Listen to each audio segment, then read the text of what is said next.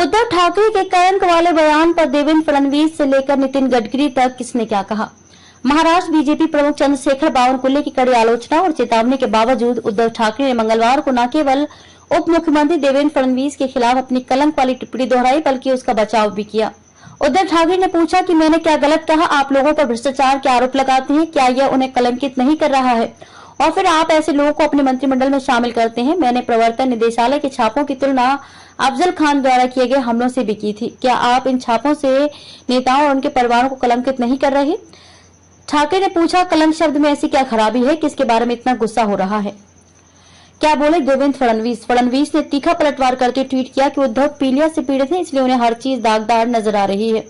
जब आप किसी पर गलत काम करने का आरोप लगाते हैं फिर उसके साथ भोजन करते हैं तो यह एक धब्बा है। जब कोई बाला साहेब ठाकरे के लिए हिंदू हृदय सम्राट के बजाय जनाब का उपयोग करता है तो यह एक कलंक है। जब आप वीर सावरकर को कोसने वालों के साथ सत्ता साझा करते हैं तो यह एक धब्बा है।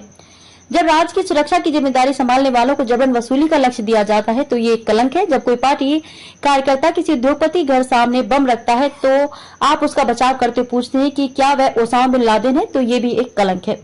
जब आप मुश्किल से 2 साल में लोकतंत्र के मंदिर विधानमंडल में बैठते हैं और फिर दूसरों को लोकतंत्र पर उपदेश देते हैं तो ये एक धब्बा है।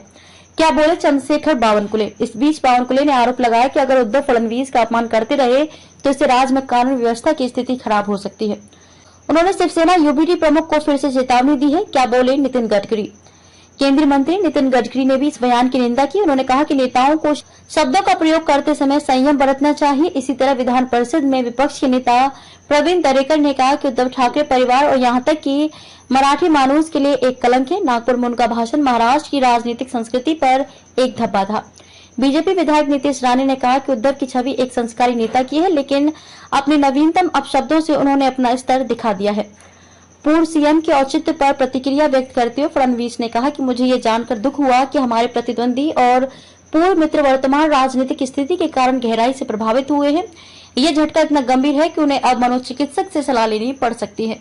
जब सामने वाला व्यक्ति इतनी नाजुक मानसिक स्थिति से गुजर रहा हो तो उस पर प्रतिक्रिया नहीं देनी चाहिए।